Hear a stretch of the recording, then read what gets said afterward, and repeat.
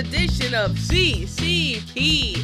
I am your always loving host, Shannon, the Anime Misfit.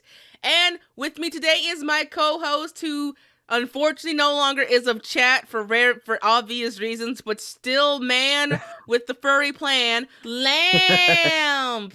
Yeah, I'm here. I'm alive. And with us today, would you like to introduce yourself and where you're from? I'm Metahulk. I make anime analysis, manga anime comparison videos on YouTube. My YouTube channel is Metahulk. You can also call me Meta. That's it. Sounds Gucci. I'm eating a biscuit halfway through, so if you hear biscuit sounds, I'm sorry, I had to eat. So Biscuit ASMR.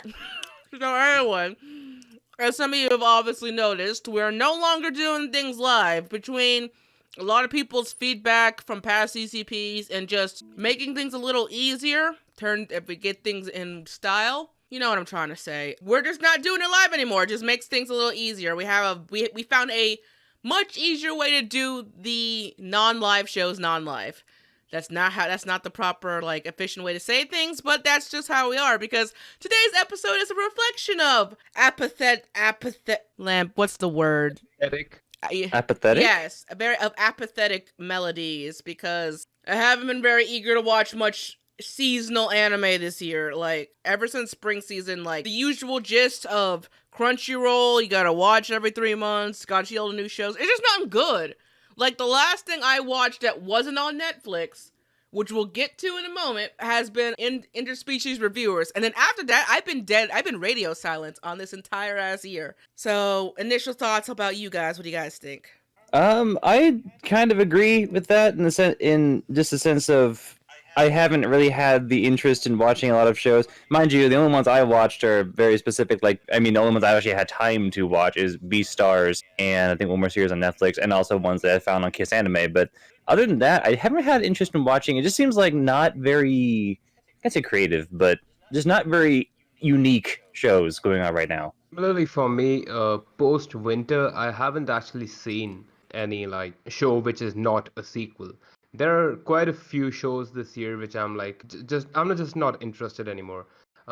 Things I'm watching are mostly sequels, and there are a few shows which, well, most of them are still from winter, which are not very talked about that I liked. And the most big shows so far I haven't liked. I watched Tower of God. I was like, please end this. Sorry, that was bad. Tower of God, please end this. Yeah, Tower of... Oh, God, and this. Yeah. Yes, and, well, I went back and read the manhwa, and I was like, oh, yeah, the story is good, the world building is good, but the anime adaptation doesn't take any of the good parts of the Tower of God. So, yeah, so far, the most popular shows this year have been really, really disappointing. Granted, I haven't seen BNA, and also there was another big one that I haven't seen that I need to watch, actually. Which one was it? Oh, forget it. That's the sequel, I think. Wait a second. I have it right here. It was BNA and... Oh, yeah. Saying Yesterday for Me. Those are the two ones I haven't seen and I've heard they are good. But most of the stuff, I haven't watched a lot of shows this season, because what I used to do generally was that I used to watch almost everything. Sample at least first 2 episodes or at least the first episode. Then I was like, yeah, not my thing, then drop it. But what's happened to me now this year, for some reason, I can't watch it anymore. I've hit that saturation point in watching anime where I'm like, I don't even feel like watching anime anymore. And the things I've watched so far, I just rewatched Hunter x Hunter. And also the reason I've rewatched Hunter x Hunter was because I wanted my little brother to watch it. So I watched it with him. And Aww. That was a fun experience. He really liked it. Really liked it. Oh, I'm look really at you happy being the about big that. bro. Yeah. But for some reason, in the last 3 months after watching Hunter x Hunter, he had the growth spurt. He's taller than me, and I've lost my dominance as the elder brother. So, boo-hoo. It happens. It happens to us all. So, yeah, let me clarify. I forgot to mention, for clarification for me. It's not that I don't want to watch seasonal anime. Well, most of it is I don't want to watch seasonal anime. That's exception is Netflix. But my issue is that a lot of the shows are surprisingly from manga. I've read a lot this year and last year. I've been on the manga reading train for I guess as I gotten older. I've been more of a manga reader now than I have been an anime watcher for various reasons. Same. And like I didn't even realize it until I made the episode, until I decided to make this episode, which was originally going to be an episode about fandoms, but I didn't have the time to like DM people for like hot takes of things. But that's a future episode for another day. For now though, it's seasonal. It's like with this seasonal anime, I was just surprised with how many shows that had a manga that had adapted to an anime that I have also read, and I didn't watch the anime to it. Like the I'm looking at the seasons right now so I don't do the dumb thing and like While you're looking it up, what you said, you read the manga. That's what's happening with me as well. I like watched the first episode and I'm like, I like the show, but I don't like the pacing and the animation. I'll go read the manga.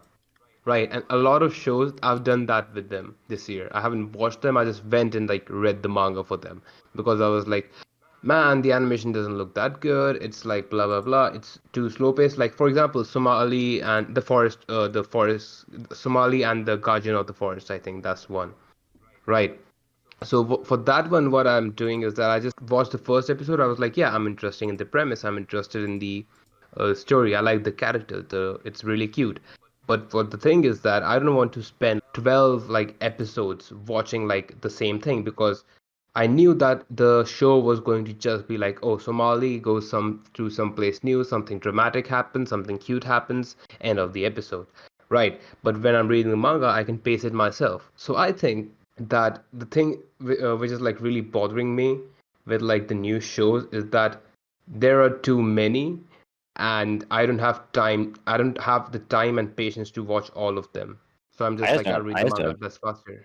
I just don't have time. And I mean, I have the time considering I had COVID, and we'll again like there's a lot of nuance. I get like I get COVID and all that stuff happening. The disease that shall not be named. Okay, and I'm gonna put a pin on that for later. My initial thoughts is compared to you, Meta, my journey is even less than that. I just haven't gotten around to the anime. It's just let me name one anime that I fiercely am a legit reader of. The Imura School anime. Did that come? Yeah, that came out recently. There was an anime about the demon school, and his name was Imura. I don't even pay. You couldn't pay me to try to pronounce. Miyamura-kun. No, yeah, Iruma-kun tomarimashita. Yeah, you couldn't pay me to actually pronounce that in Japanese. That's a manga I've been religiously following for the longest ass time, but I just didn't get around to reading the manga. I mean, watching the anime. Watching the anime. I did not get around to watching the anime, and unfortunately, that's been like that with a lot of shows. I was just more surprised, like, how many the shows I was watching happened to have had an anime, like the Villainous anime, which we were going to make an episode on, but I was busy and Lamp was busy, and by the time I actually was going to get around to it, we were already in the next season, and I was like, fuck. Yeah, the seasons are moving so goddamn fast. I'm like, Jesus Christ. Wait, there are 3 episodes out of already? I just remember, like, Rent a Girlfriend started, like, a week ago. No, it started actually fucking 4 weeks ago. I'm like, oh my god, it's been 4 weeks? Yeah, like, there have been some shows I was able to keep up with. Most of them happen in winter or spring. In winter, I watched a good fair majority. Like, I watched Hanako-kun in the anime form, and I was like, oh my god, this is great. Ooh, the anime elevates the manga's panel so well. I cannot wait for season 2 of that. It better get a fucking season 2, or me and Kage Pro are gonna have a field day. Ezukin is one of those shows where, like, it's a masterpiece, but I didn't have time to watch it. And Interspecies Reviewers I did watch it was my pilgrimage to watch that show. It was for reasons, but religious reasons. I mean, I guess another reason why I could watch something like Interspecies Reviewers so easily is probably because it's a slice of life ecchi comedy in a fantasy world. It's very slower paced. There's like no real agency for a goddamn story with stakes. Yeah. So those types of shows I've been watching more frequently because I don't have to worry so much about keeping up with the lore or worrying if someone's gonna be a bitch and stuff. The thing with the similar thing with me was that with Bofuri, the Shield heroine anime, right? what I did for that was that I just like it was like 11 episodes were out. So what I did, I started binging it. It kept playing on the television while I played Fire Emblem. So that's how I consumed most of the shows, like which were like, yeah, not interested, but sure, it makes for like entertaining background noise. Yeah, that's fair. That's kind of what my roommate does with everything he watches. Playing Fire Emblem. Any game on Switch, he'll just have an anime going in the background that he watches and rewatches several anime shows while just playing Switch games. And like, are you not going to read the subtitles, or do you? No, he watches dubs. Never mind. But it's like still like he does that a lot. I'm like, I don't have time to even do that, bro. You're lucky you even have time to watch those shows. Yeah. What I generally do, like while playing Switch games, is just like have Game Grumps on, like because at this point, like some of their new stuff hasn't been much entertaining. Well, I try to watch shows that I have. It's mostly just time that bugs me because like I do have to work full time, and that also doesn't help that I have to do most of the housework. So it's like, okay, well, between editing videos, that work and house is like I don't have time to just sit and watch shows. I want them. I just can't. Yes. That's also another factor. Like, ever since COVID, I actually had to move with my parents.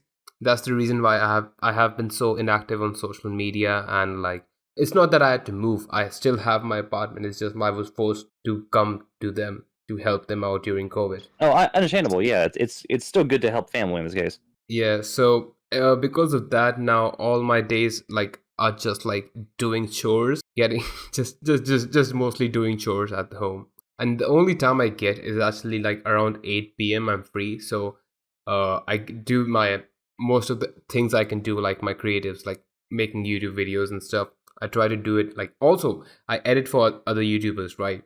So I have to edit for them and I have to make my own stuff. And I only get like around 4 hours, like not even 4 hours, like 3 hours each day to do it. Because if when you wake up at 8 p.m. morning and you just constantly work till 8 p.m., then you get time from 8 p.m. till like 11. Pushing after 3 hours is just gonna be like, what do you call it? Overkill? There's the business overkill, and there's a business term, diminishing returns.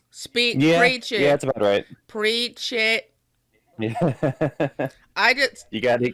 Well, like I was gonna compare it to. I generally have bad habits of actually going into overkill where I will work the full day and come back and do all that, and I will stay up till like 3 a.m, way past when I should. Even if I want to watch a show or do anything else, and then just rather than being sensible and getting proper balance, I just drown it with coffee and hope it's enough to keep me going to enjoy things.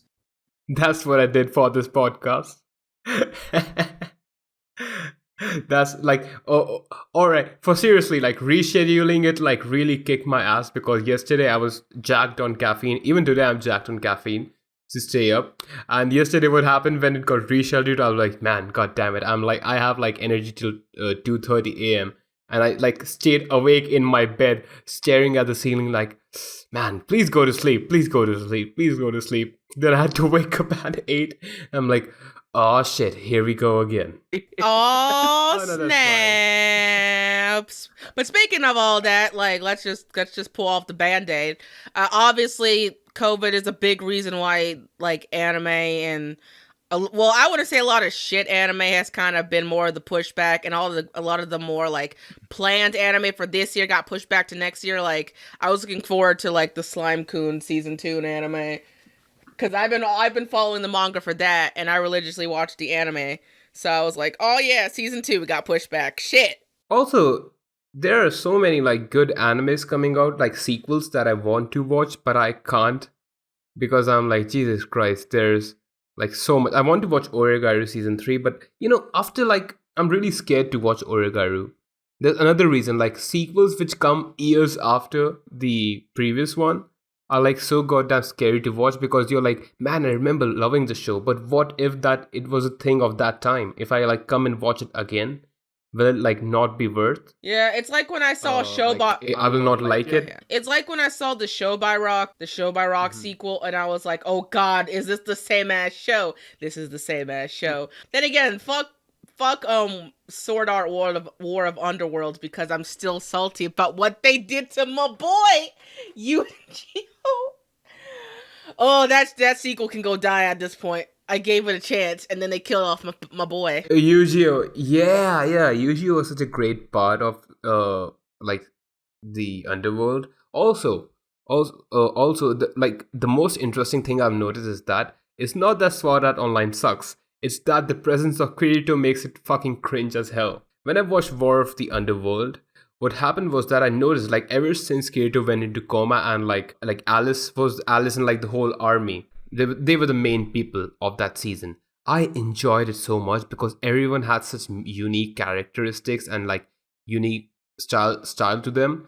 And I really like Berkeley, right? That's how you say the samurai Bushido guy, the captain. So I just love that man. He is such like hardcore. Ever since like in the last episode, they were all like, "Oh my god, Asuna is here," and we're like, "Yes, we need to revive Kirito. Oh my god, Kirito!" And they were all like, "Hello, girls, let's sit down and talk about Kirito." I was like, "God, please end this hell for me."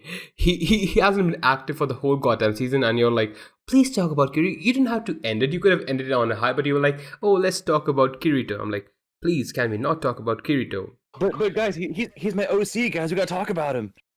Yeah. Oh, this was so infuriating. Oh, I just wanted to bring War of the Underworld up before it finally ends because this is my last chance I can salt on the fact that Yu-Gi-Oh's dead because Yu-Gi-Oh is dead and I'm still salty about it.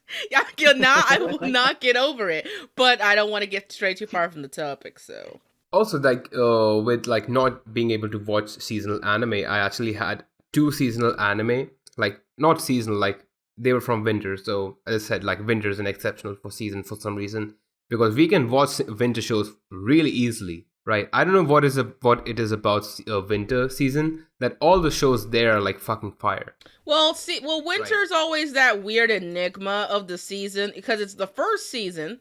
So like it's the first season, so it's probably the most watched season on average in any given year, in my opinion. And then so it's easy to just pick it up from there, and then people drop off as things go by, and then.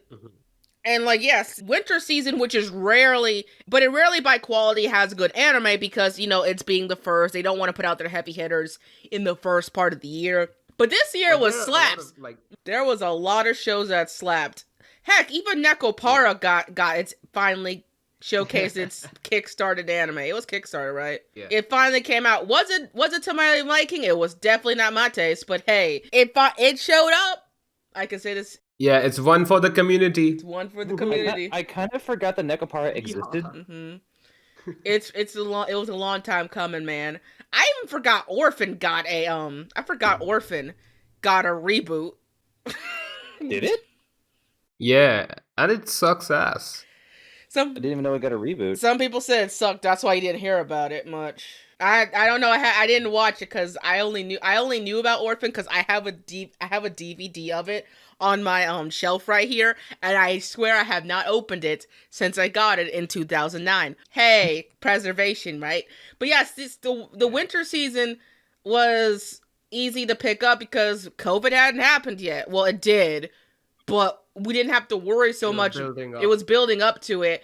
And like there was a lot of shows on my radar, and even though I didn't finish a lot of them, I did kind of get to the ones I wanted to. Well, because I've also been doing a new thing with my watching habits of just binging more instead of watching week by week because it saves time for me.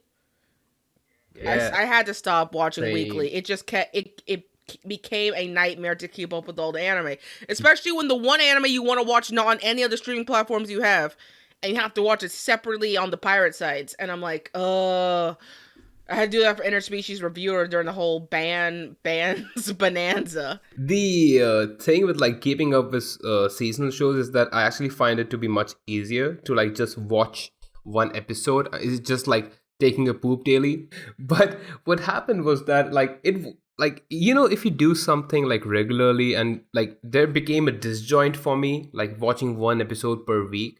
Like for some shows, it's really fun, right? Some shows are structured in a way like you can watch them weekly. Like, take ReZero for example. I'm watching ReZero weekly, and it is as fun it was to like binge it, because they like know when to like stop it and when to continue again. Like, but most of the other anime are like, oh yeah, we completed this for today, but what do you think will make me come back to you next week? Like the most things with like episodic anime, it's really hard keeping up with seasonal for me, because at start it was much easier, because it was just like it was like taking a poop. But right now it's much harder, because it feels worthless. Poop. It feels worthless, and it feels like just it feels like a waste of time now for some reason. Like because I'm just suddenly realized like I'm able to watch these shows weekly because like I'm watching them weekly. If I try to binge these shows, I won't be able to watch them, right? Because they would be so goddamn hard and repetitive, and like that's why I just like was like I need to stop watching them weekly, right? I'll watch like in 3 chunks. If I can't make it like into 3 episodes, then I'll drop it. And that turned into not watching anime at all. That I think that's fair. I mean, like, and the same thing, and that's the thing. Well, that goes to the question of if you're watching anime and it doesn't hook you in the first, say, episode or 2, then is it maybe some series are worth watching beyond the first 2 or 3. Yeah. But then sometimes it is better to skip it. It's just a kind of like a roll the dice as to did you miss something good? Yeah, the thing of like, if did you miss something good, or there's also thing like, yeah, I wasted my time watching absolute garbage because I was watching it weekly and it didn't feel like watching anything. It was because it was just like 20 minutes or like a week, like just 20 minutes of my week, right? But over the time, if you like sit and think, you're like, I could have goddamn watched Kill La Kill. And you're just like, I watched this garbage where I could have watched another show that is on my watch list for the last fucking 3 years. And it like starts eating you over time. And that's the reason like I think I actually stopped watching seasonals, the main reason. And I'm trying to like binge shows now, but due to lack of time at being home, that's another reason. But I think watching seasonal has been like degrading. But of course, as a content creator, it is much profitable to like talk about seasonals, right? But you also need to think about yourself. You're like, is it worth watching the seasonal to keep up with the trend, or do you want to watch something you like that may not be just new or talked about? Yes, and you can get something much more meaningful. You can make something much more creative out of a show that you haven't watched, and you can like, hey, I watched this, right? This is a popular show from a long time ago, but people still talk about it, so that's why it's still relevant. I think I stopped. Another big reason was FOMO, fear of missing out. With seasonal anime, I was like, is it like I'm watching them because I'm interested, or am I watching them because I have the fear of missing out? So I stopped watching them, then I realized, yeah, I actually had the fear of missing out. Do I keep up with the YouTube, or do I keep up with myself? Yeah. It became a personal dilemma. Now, what I find interesting about the whole comment about seasonal, as a creator, keeping up with seasonal anime is the key. I'm starting to no longer think that as much. Personally, because it's kind of a pressure thing. Yes, it kind of helps with in theory, it should help with the numbers as a smaller creator, but like, especially as this pandemic has gone right, I have noticed, at least for my own audience and maybe other audiences, that because most people aren't really watching or keeping up seasonally in all of Anitube, the agency for like watching seasonal anime kind of loses its luster. Like a lot of like a lot of the bigger players already have that covered.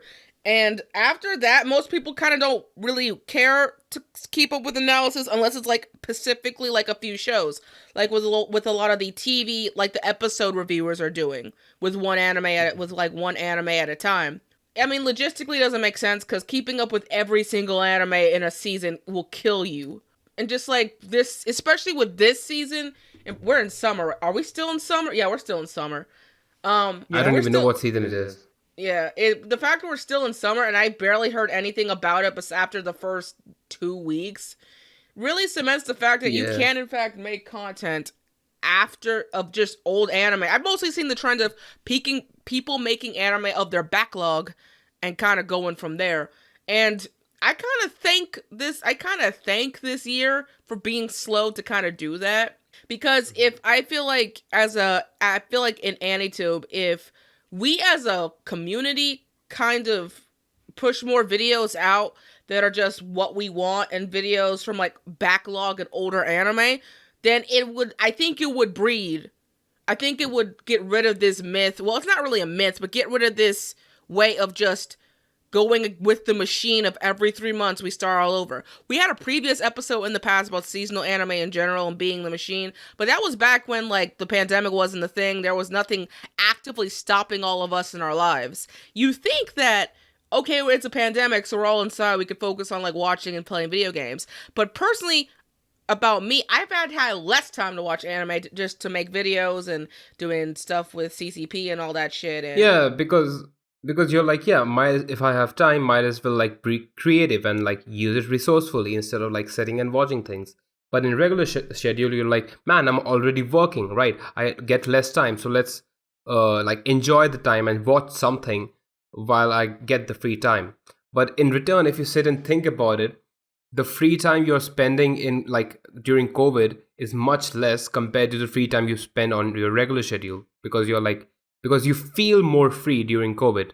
So you're like, I should be more productive. Exactly. And like the one thing I hope that gets taken away from this year, and hopefully next year's gonna be like a bomb for all the anime that are coming back after delays. So I have no doubt that at least one season is gonna be full of anime we all have to keep up with because we all generally like it. Yeah. But I feel like the one good thing that came, I mean, but the pandemic is horrible, but the one thing that did come up from the anime community for, you know, this slow time is that everybody can focus on their backlog. The meme of the forever my anime list can now actually be tackled, and most importantly too, for content creators, it might like open the doorway to make more unique content now that seasonal anime does not have to be talked about as much. I mean, I've noticed, plus it seems like more and more audiences aren't really keeping up with all the anime that we think they need to keep up with. Like, the new trend is like 5 anime become like popular and then everybody talks about it. Yeah. You know, the strategy I've noticed is that the reason, you know, I think I have the formula of like being successful on the seasonal trend is really simple, right? It's really simple. The problem is that I'm not able to implement because I don't have the time to make the videos. Like, that is the fucking tragedy of it. Like, I know exactly the path to take to fucking blow up, but I can't do it. So I'm telling you guys if you have time, you can do it. The thing is that, like, all the popular shows in the first 3 weeks, make videos on them in the first 3 weeks itself. For guarantee, your videos will blow up for constantly the next 3 to 4 weeks. You will keep raking in the views. Just make 3 videos of like the top 3 popular shows of that season. You will for guarantee get views and subs from that. How I can say is that I made a shitpost video on Uzaki-chan day after, like a few days after it came out. And that video has performed much better than any of my other videos that I put my blood, sweat, and cum in. Yeah. Oh no. Oh no. It is a 22-second shitpost video of, like, of you're speaking to the choir, man. I relate so much. Sometimes the video you work so hard on doesn't get shit, and then like the video about the most recent shit gets like so many views. But this is not the type. This is not the episode for like too many queeros. It's mostly focused on, hey, there's just because there's not really any anime to watch. I mean, there's like plenty of anime. There is, but you don't feel like watching. I don't feel like it. And I'm proud that I don't feel like watching a lot of this seasonal shit right now, because you have besmirched your weeaboo ancestry. I haven't besmirched it. I'm just finally focusing on backlog. You know, the thing we all need to whittle down someday. You know, I think this reminded me of a meme. You know, the one your ancestors watching you fail at something, like, your ancestor who got laid to like keep on the bloodline looking at you not like being a virgin, and then the shame button, right? That version of, but with like the anime watching, like the anime watchers in the 90s who had to use VHS and stuff to watch limited anime they had, and but now we are here with like the whole fucking huge catalog of every anime possible out there, right? But still not watching, and then just they're looking at it like a shame. we did not have anything, but we still found a way to watch. You have so much fucking stuff to watch, but you aren't watching. Shame. Shame. Shame to Lamp. Shame to Lamp for his lack of time. Shame. I know. I need time. Time is good thing, but time not I have. And like, I mean, like this episode's like a combination of topics, because I think one reason why I'm gonna now bring it up as a really weird segue, but the one reason why I think like Netflix anime has kind of been exempt from my mentality of like anime watching is probably because of Netflix's streaming format. Yeah. I love their streaming format. It's like it's made for binging. I can binge a show in an afternoon and not even realize it. Yeah, also, another really good thing, if they can just improve on this one thing, please don't stream the anime in Japan before on Netflix. If you are streaming it weekly, if you're simulcasting it weekly, do it internationally as well. Or don't do it at all, right? Make up your fucking mind. Don't simulcast it in Japan if you're not going to simulcast it in the West, because that creates a divide in piracy. I don't like piracy, but I'm actually tired, right? I try to watch whatever anime I can because I live in India and the catalog here of Crunchyroll is so goddamn garbage. First of all, the problem with watching anime for me on Crunchyroll is that I have to pay in dollars, which goes through PayPal, and they take a huge fucking cut. They take like, I don't know, they generally like charge me more than I actually have to pay if I pay through PayPal, right? Conversion rate and stuff, handling fees. First, I have to pay more for Crunchyroll. Right. Secondly, I don't have the same catalog as the people in US and other countries. Right. And the biggest show right now of like, I think seasonally is like Boruto. Sorry, I don't know how it went from Netflix to Crunchyroll, but yeah, that's the thing. Like, what I want to say is that Netflix, please don't stream anime. Like, please don't simulcast anime. Just like release it at once. Like what you did with Beastars and BNA, which like came out in Japanese Netflix before simulcasted but came out together on the West. Please don't do that. Just release it all at once internationally. I just think that like with the way, I mean, aside from Netflix's personal problems with anime and like streaming, it's still a slippery slope. Like the actual like method of watching episode by episode is like the best I've seen out of the industry.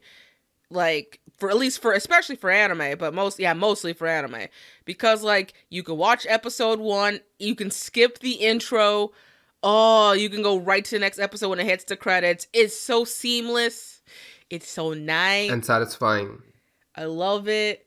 So it helps with backlog. So like my way of tackling things is that if it's on Netflix, if the show, if the anime is on Netflix, I'm gonna watch it on Netflix and then just binge everything off a backlog there, and then and then work backwards back to Crunchyroll.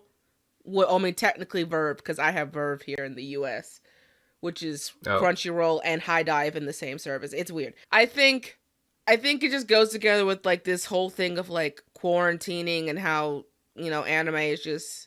And how like some current anime, if it's on Netflix, benefits than stuff that's like traditionally like on the usual anime places are. But like going back to like season by season, spring anime had the same thing where I had shows that I kind of started watching. Like this is the season with the villainous anime, and I've been waiting. Kakushigoto. Yeah, and I've been waiting for this like Otome game anime for 6 months. I put it in my calendar like last fall, and I was like, "Oh my god, this is getting an anime! I'm so gonna support it and watch it." Yeah. Fast forward to now, I was like, I even have like videos like planned for it, and I was like, I'm gonna make them early and post them right when the algorithm is ready, and you see the results of that. Nah, that did not happen.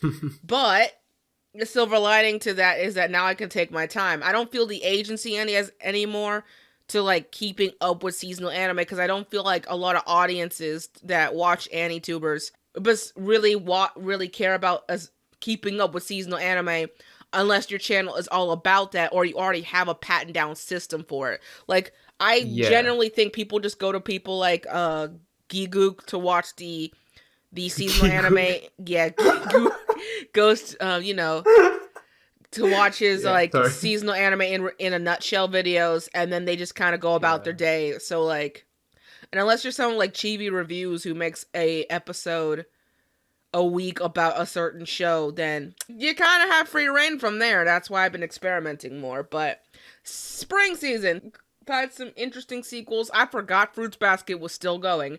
Fruits Basket adaptation is so goddamn bad. I don't know if it's the watching it seasonally that's painful, or is it the adaptation.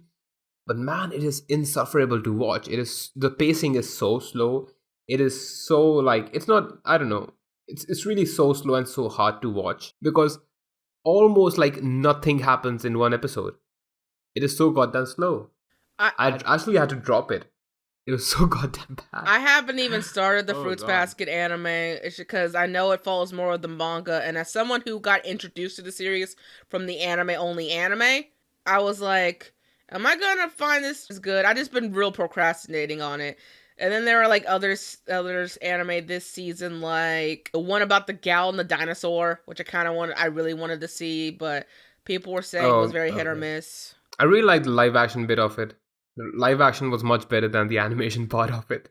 I mean, then there was the one about, I see Princess Connect memes everywhere, but I'm like, oh. Oh no, it is just Crunchyroll pushing it. It is utter garbage. I cannot emphasize how goddamn much hate I have for that anime because it is so goddamn mediocre that it is painful to watch. So it's not just me. I've been seeing Princess Connect more than any other anime that season. And I was like, why is this getting pushed so hard?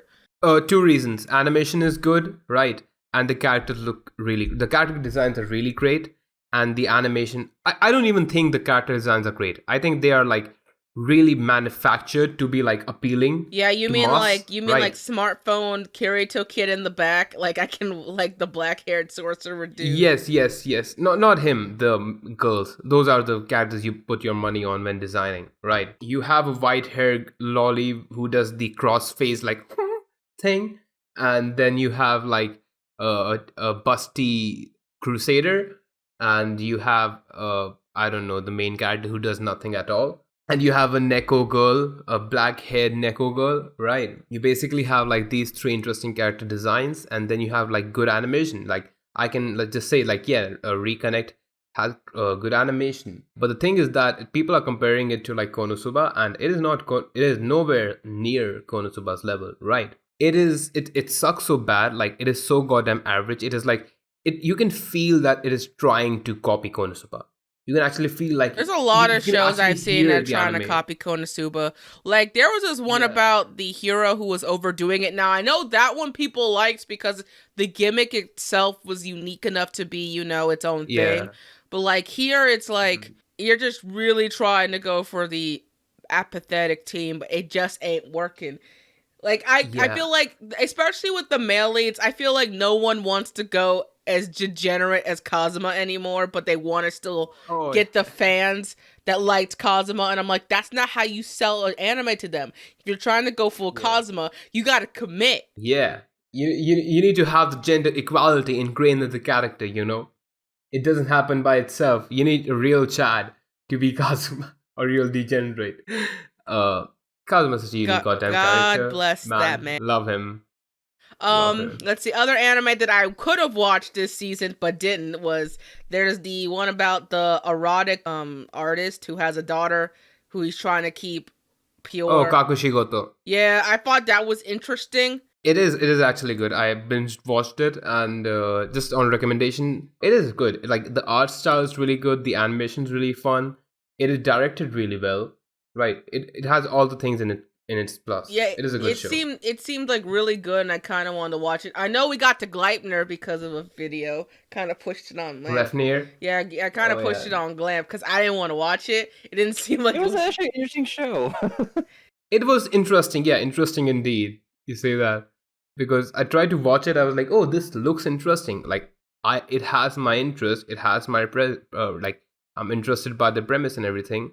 But when I actually sat down to watch it, I couldn't watch it. Like after the one episode, I was like, no, I can't. It is too boring, mundane, average, and like just stale to watch. Yeah, of course, oh blood, yeah, oh lolly getting killed. Oh yeah, these kind of power things are going on, but it doesn't grab my attention. I tried to read the manga. I'm like, it is so goddamn boring. Why is everything so goddamn boring now? I don't understand. I think the idea is now they're going less for the actual action and more for the premise. So it's like, hey, this is a cool setup. I bet you guys will watch for that. Now, what do we do with the actual action? We don't know, but watch it because the characters are really interesting. Yeah, no, but the thing is that in Gleipner, the production. Yeah, this is another thing I'm noticing. A lot of new shows, even if they are bad, right? They have good animation.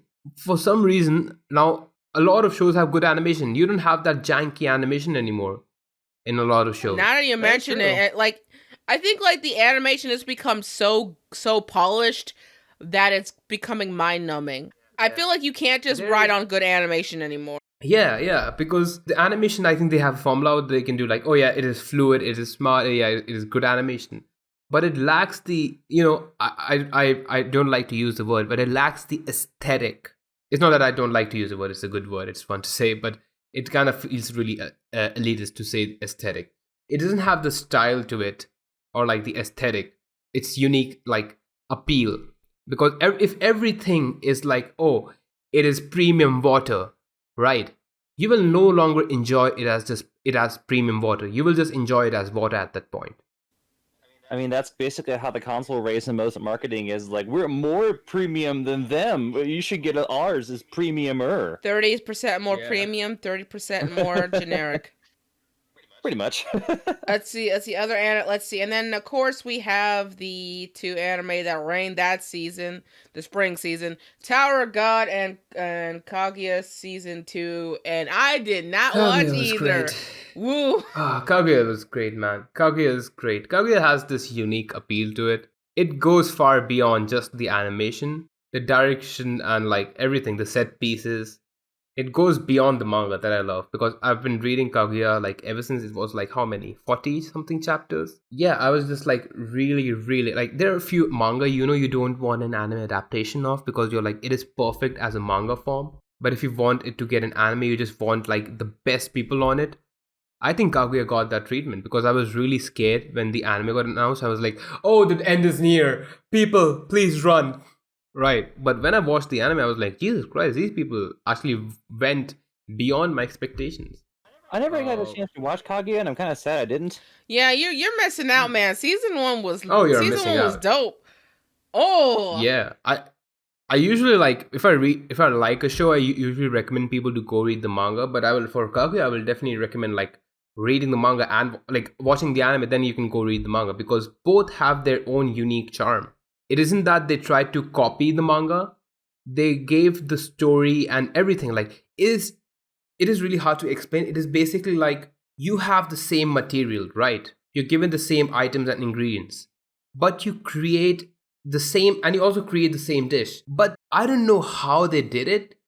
It has its own charm. Both are equally good. It's not like one is better than the other. Both have their own individual charm. And I just love that about this adaptation. It doesn't take away from the manga, neither does it get worse than the manga. It stays on the same wavelength, and it's just amazing. It like really baffles me how they did it. Go watch Kaguya-sama and read the manga. And both have to. As for like Tower of God, I'm glad I'm in that camp of, I'm still kind of iffy with the webtoon / mangas. Mm-hmm. So maybe it's out of reflex, but they're just not my thing so far with this or God of High School. It's just not my thing. But but man, spring season was fun because I got to hear a lot of people just react to the blonde hair chick for reasons. Oh yeah, Rachel. Yeah, for Rachel. Yeah. Her name was actually Rachel, like legit. I thought that was the localized name. No. Her name is Rachel, and the main character's name is Bam actually. But for some reason in Japanese they call him Yoru. Her name is actually Rachel. God damn, I didn't. Yeah. Wait, is this the King of Fighters thing? No, this is no. This is Tower of God. Tower of God. Sorry, I was like, if it was King of Fight or the King of High School, I'm fairly certain that the Rachel was an American character, so I wouldn't be surprised. No, the thing with Tower of God is that it actually has no like. It is like the author really likes to use like Korean names, Brazilian names, American names, and like mix everything up. Because And there are like a lot of football references that I didn't think of. The second protagonist, Kun, right? His name is Kun Aguero, right? It is really uncannily similar to a Argentinian football player named Aguero Kun. Yeah, he is. I was like, wait a second. Then somebody told me because there are three characters which are named after what do you call the sizes in Starbucks? Like Grande, venti. etc. Yeah, there were characters who were called Grande, Venti, and another thing. So yeah, the naming style is really unique in Tower of God, and also when I made a meme about that, and that blew up, and there were like a few comments saying that, oh yeah, the author does that a lot. He also uses a lot of football players' name. That's when I connected it to be like, oh yeah, the fucking main character is like a really big football player. I guess I never watched that show, so I guess I'm gonna have to catch up on that eventually. Same. I have no plan to watch Tower of God. It's just not on my radar, and that's just gonna have to how it be. And that brings us to the current season, where I pretty much, this is where my full like evolution of checking out and coming to this realization of I just don't want to watch this seasonal anime this year really hit home. Like, I watched Snafu. I know some people call it Origari. Like, I call it Snafu. I know I've watched the first 2 seasons. I don't know why I'm not watching season 3. But like I said, I've watched the one about the super powerful Demon King guy. I've read the manga to that religiously, but I don't really care to watch the anime. Oh, the connection went out for me, sorry. You were just like silent for like next 15 seconds. Oh, okay. I'll start over. So that brings us to this current season, and this is where my full evolution of I checked out of seasonal anime because nothing felt really natural to watch really kind of set forth, with like things like God of High School I don't care about. I kind of fell off the Fire Force train. Snafu / Origairu. I watched the first 2 seasons, but I just for some reason have not watched season 3. The one about the Demon King of Tyranny, and I read the manga for that. I really didn't want to watch the anime. I'm mad I didn't support Decadence, but I guess I'm more of the I guess I'll try to binge it later if I can get around to it. Saki-chan, Uzaki. Like, a lot of it is a lot of the rest. Yeah, Uzaki-chan's. I'm reading, like, there are a lot of manga that I can read weekly because it's just like 2 minutes, right? Like Uzaki-chan, it is brain dead reading, right? There isn't much to read. You know what is going to happen, and you just like, oh yeah, quick. But if I have to watch the same thing in anime adaptation, I'm like, please. Like, I can't even fast forward it because I've watched sub, and like, so it's just like out of control if I try to like speed it up, and everything sounds shit. Also, have you noticed something? Have you noticed that, like, I'm using AniChart, so have you noticed that for the summer season, there's only 16 anime, which back in the day of the 2000s, this was like a normal roster, but like now with like anime seasons having like 30 anime, I guess the reason why I checked out of this season was because there was just so little anime compared to the other seasons. So little, and all of them are like really great, so you're like, oh my god, what do I watch? Suddenly the percentage of what you want to watch increased, and you're like, oh shit. And now, even if it's like the same number, sorry. I was just gonna say, and this is like, and I can understand why, because this is like, the timeline checks out, because this is like prime when the pandemic really hit a lot of studios and everyone around the world. So like, a lot of things got, delayed the season. So anything that would have been here probably is pushed back to next season or next year, which is a shame. But like this, I can see why summer season is like the barren season. There's like, I'm surprised there was originals that came out too, which I kind of feel bad for, because I like supporting original anime, but like, man, I just haven't felt the agency to. But I might pick it back up in the fall, because there is that one anime. I mean, I'm surprised the fall season is looking so hot. We got the Haikyuu anime, we got the Dungeon anime, we got no, I'm not watching Higurashi. I'm not watching that reboot. I will not. You cannot make me watch that. I do not like horror anime. No. No. Golden Kamuy? Yeah, Golden Kamuy season 3 is next season. Golden Kamuy is great. The one I'm looking forward to most is the Inuyasha sequel. Yo, what? They're making one? It's next. What? Didn't it end or something? No. There's Inuyasha, and then there's Inuyasha Final Act, which is the last 26 episodes to end the series properly, because the original series didn't end properly. And now they're making a sequel that's like a new ass sequel to the Inuyasha story. And I'm like, I've been waiting for like 2 seasons for this anime. So if anything else, I'm watching this. I'm going to force myself to watch the Inuyasha sequel, if anything else. Because, it's going to be good. Aside from like seasonal shows, right? Sorry, it's not aside. Like, think about like the seasons being so barren and stuff. It actually gave me chance to like explore some more like unpopular anime that are still going on. There are 2 anime that I actually like really want to recommend people to watch. Which like are just like, I wouldn't say they weren't popular or people didn't know about them. It's just that nobody like actually talked about lengths about them and like talked how actually good they were. Like, they didn't get enough praise. The first one is, okay, another point about this anime is that I don't even know its name. I know the name, is just like I don't know the proper full name. It's basically like the English translation is like, if my favorite idol gets into budokan, I will die. It's something like budokan ni if my favorite idol goes to budokan, I will die. Wait, I think I heard of this. Like, yeah, it's from Winter. It was about like a woman who was like it is not about the idol, it's about an idol fan, which was like really piqued my interest, because I was like, it is a really unique premise, right? You don't generally like look at the anime like, yeah, of course the idol fans are like, oh the otakus, the creepy people who like dance with the light and shit at the concerts in like idol shows. That is generally like the idol arc of everything. But actually like seeing everything from a fan's perspective, it's actually really refreshing and like really relatable, because you can see yourself being like there and being like, yeah, I do that for the shows I like, for the celebrities I like, right? So that was really interesting to watch. And I would actually say like, people go watch it's in short, I think it's called Budokan anime or something. Let me just search it instead of just like mumbling everything. That is that Oshi ga Budokan itte kureta shinu. If my favorite idol goes to Budokan, I will die.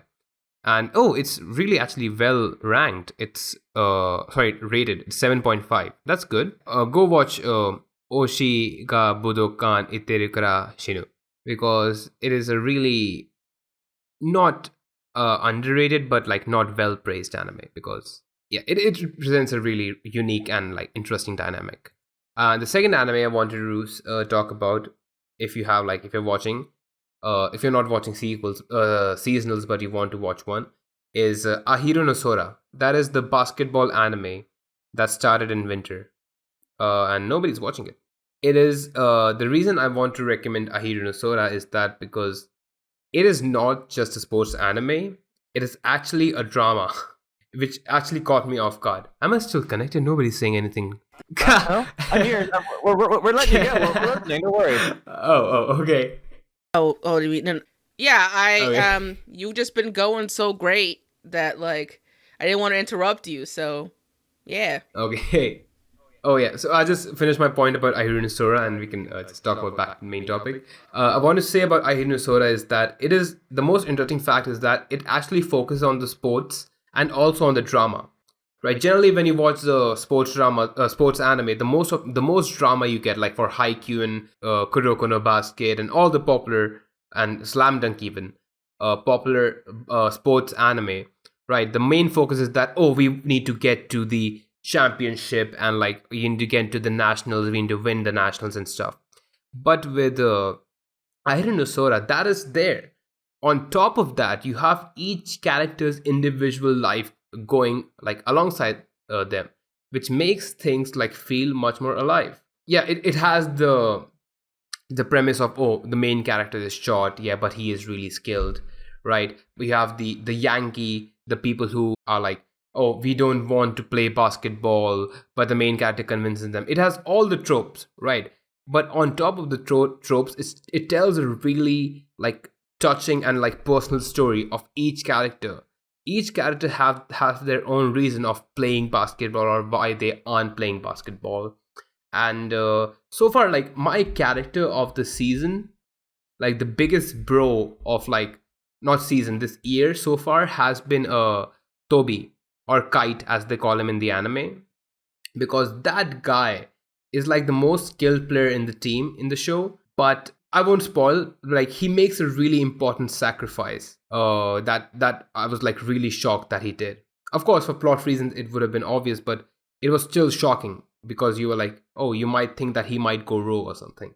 So yeah, it is a really great drama and sports anime in its own right. The animation is serviceable, I would say. I wouldn't say it's amazing, but like seeing how everything is really good now, it is just like, yeah, it's good. It has good animation, and each individual character is great.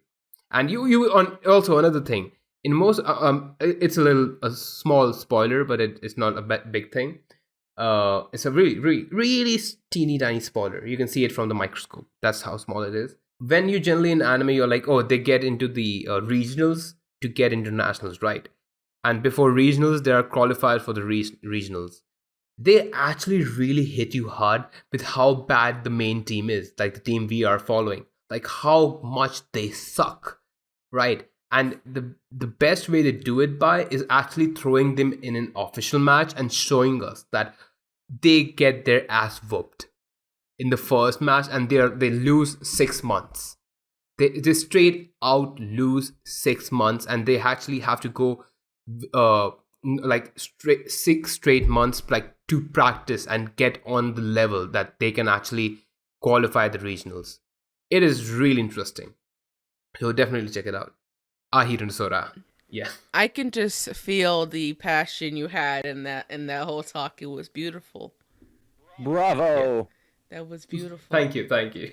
So where were we? Yes. So like I guess like this whole year has been kind of good and bad depending on like how much time you've had, and as a creator or anituber, like how much like you really like want to like get done, because I feel like it's this whole thing opens the doorway for like us as a community to like kind of encourage each other to not follow the seasonal format, because I would love it if like everybody just didn't have to do that. We all just kind of like or I mean someone has to focus on seasonal content, but like the big dogs can take care of it in my opinion, because I feel like once you get big, it should be the opposite. It shouldn't be the small people have to do the seasonal anime to stay relevant. It should be the bigger people can take care of the seasonal anime. You know, the roundups, because they have the numbers and they have the resources to do that. Not saying anybody else can't do seasonal anime, but like, you know, I want to fully get rid of the myth of seasonal anime or die. That's why I don't watch anitubers that much. Like, yeah. Someone who makes anime, it's really hard for me to watch anime videos because mostly it like fills me with like I don't find like the interest, or like I don't enjoy the presentation. Like there are really a few creators that I can watch in like Anitube, because most of the stuff I like after watching so much anime, you reach a point you're like, yeah, this okay, yeah, he's talking about this, yeah, I know about this. Why am I watching a video on this, right? I can see it for myself. I can grasp all the information. You can't watch analysis video anymore after a certain point, because you just know by watching a show because you've seen so much, right? But there are a few exceptions to that. I don't even watch. I sound like an asshole, but like on the topic of like covering small and unpopular things, I really appreciate Super Eye Patch Wolf covering the manga by the author of Akuno Hana, right? I forgot the name of the manga, but I read it like a long time ago. But he did a really good job of like talking about that manga, and then I never thought I would ever see a video about that manga because it was really great, but nobody read it, right? But seeing Super Eye Patch Wolf, someone with like so many followers, talk about it, it really like it just like made me appreciate him as a creator, like using his platform to push like small like hidden gems. I actually do watch him now and again too, and I actually like what he does. It's and small covering and stuff. I think it's really cool that he did that. Yeah. It's like, I mean, I don't watch Super Eye Patch Wolf often because I'm also indie. I don't watch many other anitubers. I guess it's just a thing we kind of don't do. I mean, according to a certain Trash Taste podcast, we make other anitube content for other anitubers. Yeah. But you see surprised how that's not really the case. But like, yeah, it's just Oh, they said that? I don't listen to Trash Taste. They said that. there's a highlight video where CDawg starts in their like tier list video where CDawg goes on like a conversation about, you know, Anitube and how Anitube essentially makes videos for us and just us, not really for viewers outside of Anitube. And Yeah, no. you have to watch for yourself to get your own context. I don't want to like shed my bias, but I'm salty. No, I'm but kind of salt to it. you are salty, but I actually do agree with him on that point. I actually do think, like, for a long time, I do think that Antube in itself is a whole circle jerk of, like, for the last 2-3 years, I feel like the whole Anitube is just a whole circle jerk of each creator appreciating each other or, like, having shit with each other. I don't feel like somebody in, like, the current Anitube sphere is trying to go beyond, with the exception of Hiding, so far I've seen, like, who expands out of anime and, like, does streaming and talks about Persona and video games and stuff. Most of the other Anitubers, like, I don't know, I didn't mean to like offend anyone or say it just feels like a big circle jerk because I have a lot of friends in Anitube, right? I have been in like the biggest. I am a starting member, not starting. Like I have been there since like the first week of the biggest and the small Anituber server, right? So it just I just being inside the circle, I can actually kind of see like the point the CDawg is trying to make. We actually do make videos for ourselves, like for other creators in our circle instead of for our audience. I guess I'm like, considering that I'm smaller than because he was specifically talking about like the 10Ks to the 100Ks. So I understand what he was saying and like the actual words.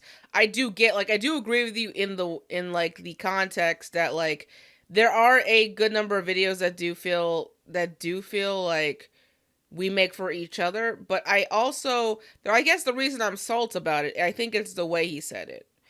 And it feels like, and I guess it came off to me as like, this is not the episode. I was trying not to put this in the podcast, but it came out so naturally. TLDR, I didn't like the way CDawg was kind of saying a lot of these, like, you didn't like the way he said it. The way he said it wasn't very flattering in my opinion. And yeah, you can call me the salty one that got her feelings hurt, but I just think that I think that we do try to actually try to like make videos for like viewers that too. Yeah, no, I get both of your and CDawg's perspective. It's just like I think the reason the anger, like if CDawg says it, it feels so like offending because he is a much bigger creator, right? It's not that, like, I think my issue with CDawg and I think with some other Anitubers is that there's this trend about not calling yourself an Anituber despite you doing anime content. And you see that a lot. I am one of the perpetrators for that as well. And, like, CDawg is one of those people, like, he does more than just anime. He does voice acting and all that stuff. And, like, he can easily say something like that. Yeah, I don't consider CDawg and Anime Man to be like Anitubers. So like when people have that kind of persona of I'm not an Anituber because they don't want to be, I feel like there's various reasons. Like I'm not going to assume that I know why CDawg doesn't call himself an Anituber or at least come off as solely one. He wears his JoJo's merch like a badge, and I will always respect that. It's just like when you have that ambiance of the I'm not anime YouTuber Anituber tied to with the he's bigger and which is kind of like the last thing on my mind, and the fact that like he was heralding like people who just did different content than the analysis and RP. Why did I say RP? Analysis and review content, which honestly every genre on YouTube basically does. You're gonna grow if you do something different. I just found the way he said that to be kind of like a hit to the face. Unflattering. Yeah, just unflattering. I wouldn't say it's bad. What he was saying wasn't bad. It's just unflattering. The way he put it. I mean, it was tied to tier list. This whole conversation was tied to tier list, and I in that part I agreed with. Tier lists are dumb. But it kind of makes me feel bad when I don't see myself on the tier list. I'm like, oh, am I not part of the community? Yeah. We got on one finally, and I was like, hey, Lamp, we're on a tier list. It was rated based on like sexuality, and we were in the yes, it was anitubers based on sexuality. And can you post one? I want to see if I'm there. I don't remember. I saw it from not subreddit. I saw it from like I'm on Reddit. I saw it on what's Discord, and his Discord. He probably was the one who made it, because it was the first time, because we had him on an earlier episode of the show, so it makes sense that it would have to be that he would know of our existence because we're so ass small.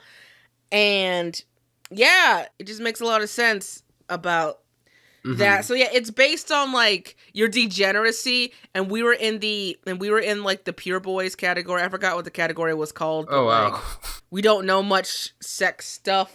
That was the category me and Lamp was put in, and probably because I mained the channel and stuff like that. Like you had like Sin Slaps, like Gigook's girlfriend, like up there in the like the tits. Oh yeah. Like some of the categories were tits and ass and thighs.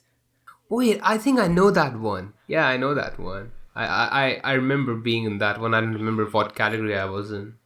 It was like a month ago, more than a month ago, I think. Tealus came fast and died so goddamn hard. I mean, they're still kind of around, ironically. Yeah, it's kind of fun to like see them. Oh, Tealus based on the color was my favorite one. What? Yeah. What? No, not skin color, the logo color. Jesus Christ. Well, but that's what I meant. Like the color of like the person's like outfit. The avatar. Yeah, the avatar. So really, the primary avatar. So they were just judging based on the color they liked. What the heck? That's not even right. No. They were like, oh, these are the red color logos. These are the green color logo. The green boy. They're putting them in the tier list. Like, oh wow, that's. I mean, sure, why not? Yeah, that thing was itself so meta. Like. They have a blue. We're gonna put them in the blue tier. Isn't that A tier? I don't care if they're not A. They're wearing blue. They're fine.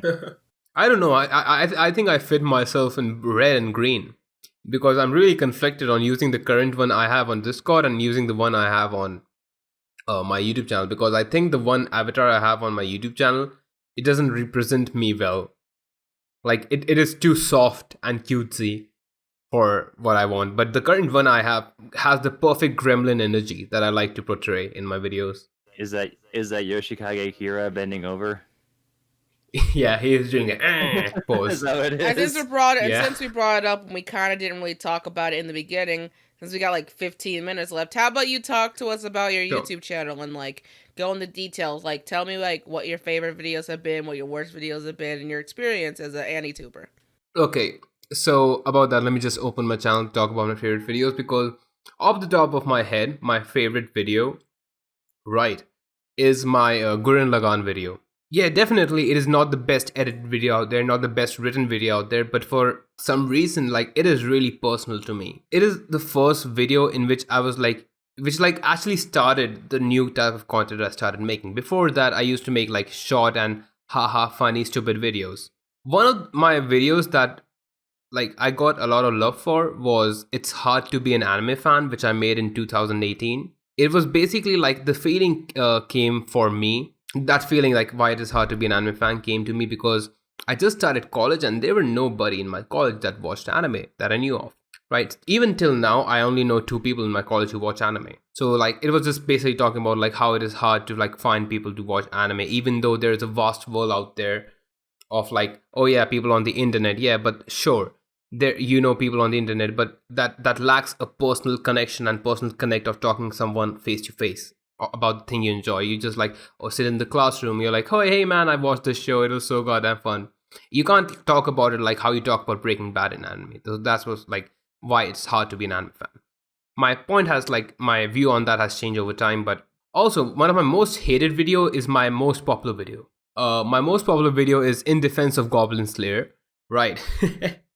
I just rode the wave when that was started. It is basically, I was like, people were being like, oh, Goblin Slayer, that's bad, that bad, oh, it has rape, it has things. So I was really pissed at the point because I had read the manga before and I knew exactly Wait, what do that was whole thing happening. again. Do that part again. It was funny. Oh, it's a rape, that's the bad thing, though, they put the woman down and they just go at him like goo. Right. So that really pissed me off, right? Everybody was like, oh, I was like, oh, you're snowflakes and stuff. I was kind of like, I don't know. I made that video in 3 days. And like I didn't sleep for 2 days while making that video. Yeah, because it's pretty normal when you want to bust out a video for relevance about the current topic. Yes. I did that for relevancy, not because I wanted to make a good video. That video blew up for me, and I think that video is the biggest reason why my channel isn't doing so well right now, because that video blew me up past 1k, and ever since that time my progress has been so goddamn slow. It isn't that I didn't try to ride the wave or anything, it's because I think the people who came at that time from that video weren't the people who stuck around over the years with me, because that is not the kind of content I make. That I'm not Hero Hey or Unknown still makes different kind of stuff right now, but I'm not Hero Hey who makes the Anitube drama videos, right? I'm not the Anitube Keemstar. I made just one video and it blew up for That's that. a good way of phrasing it, but sure. Yeah, because, and also like I really enjoyed seeing the video I released before that one get some traction, because that was the one I was like, haha, it's really funny. And right after that video, I made my Gurren Lagann video, which was the type of content right after my biggest video till date. I made my like most personal video, which I had been working on much longer than the Goblin Slayer video. Like I made the Goblin Slayer video while I was making that video. Because at the time I didn't know how to use like presets and stuff in After Effects. So most of the effects you see in that one are like key animations and stuff in that video. Now I know presets and like doing stuff faster, so definitely my stuff looks much more polished, my writing's better, my delivery is much better, everything's much better than at that time. But that is like, that is like the first video which made me like realize that I can make good stuff, right? And ever since that day my content has changed. So yeah, like basically my favorite video, if I had to say, is Gurren Lagann is about becoming yourself.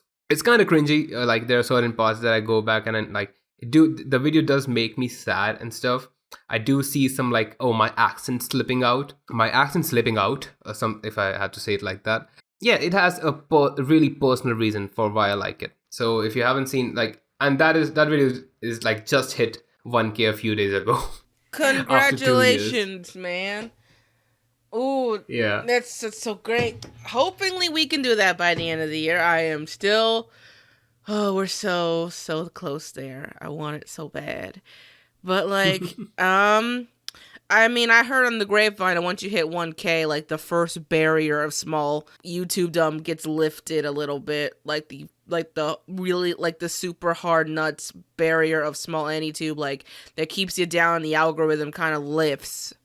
And then you got to deal with the other barrier just being in the thousands. But hey, it's better than having two barriers. It's just one barrier from there. Mm-hmm. But let's see here. It is getting kind of late. Well, not late, because it's like it's getting kind of long. That's the better thing. I want to end it on. I pretty much said about what I wanted to say about today's topic, about like, Anime's just been kind of slow for me this year. I'm not gonna say anime sucks this year. I mean, I kind of want to say anime sucks this year, but I guess that's just the mentality I'm currently in. It's just more like I don't feel the agency to watch as much seasonal anime, and I guess the world isn't as well, because everybody's doing their best and kind of staying safe while we all try to huddle together and not die. The US is not doing that. Nope, no, we are no, not. we are not. No, we are not. Rona-chan did a uvu on us. Yeah, we got like and we got an oopsie doopsie. Yeah, can I get a big oof in the chat for all this? But In the like, comments. hmm. Big oof in the comments. Yeah, big oof in the comments. But I think the silver lining again is that with the slowed time, it's allowed me to actually be more productive on the channel.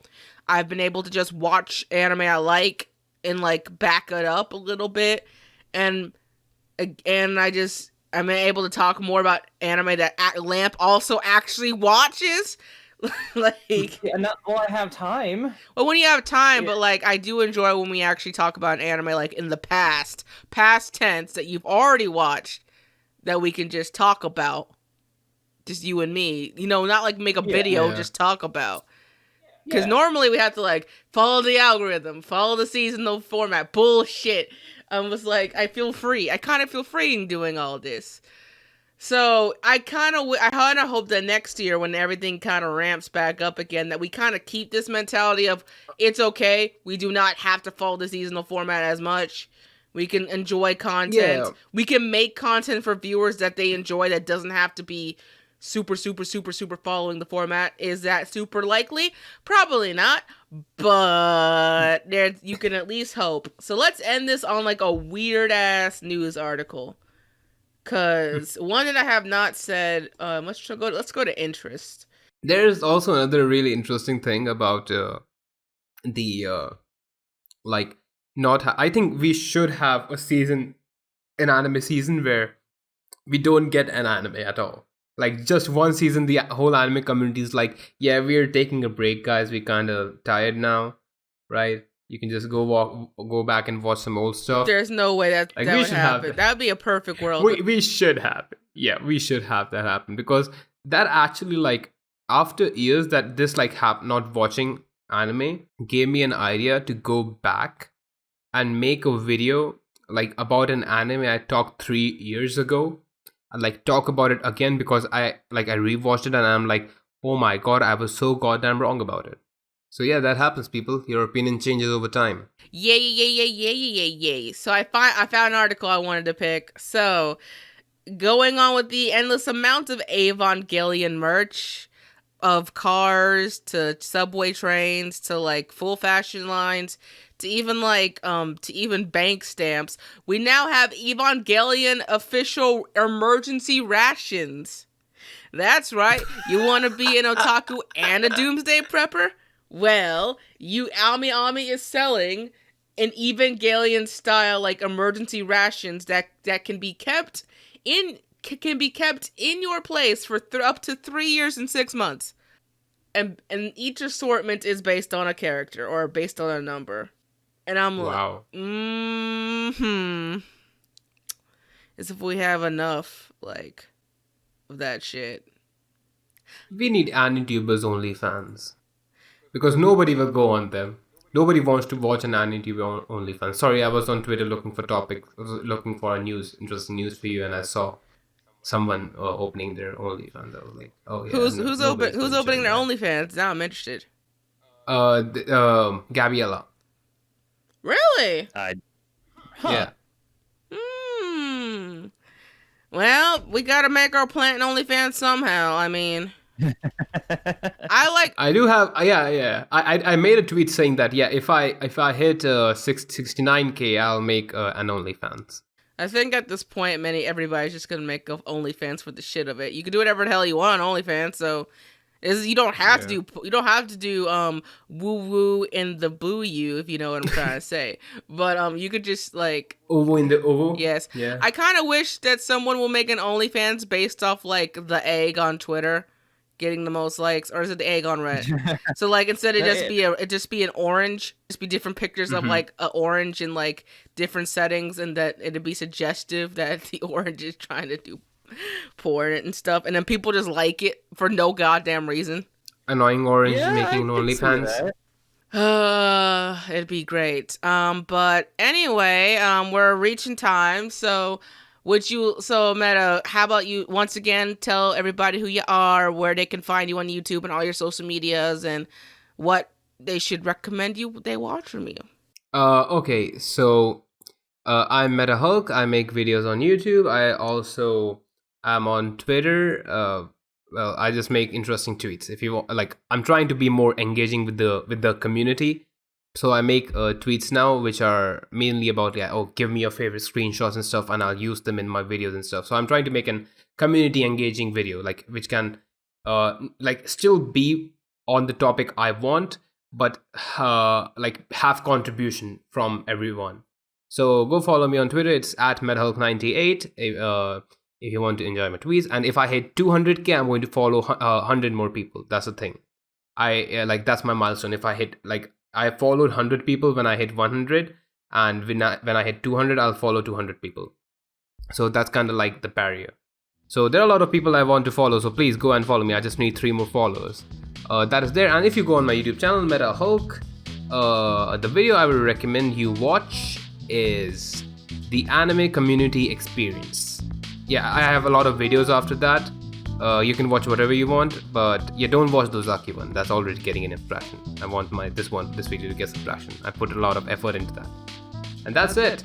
Thank you for having me.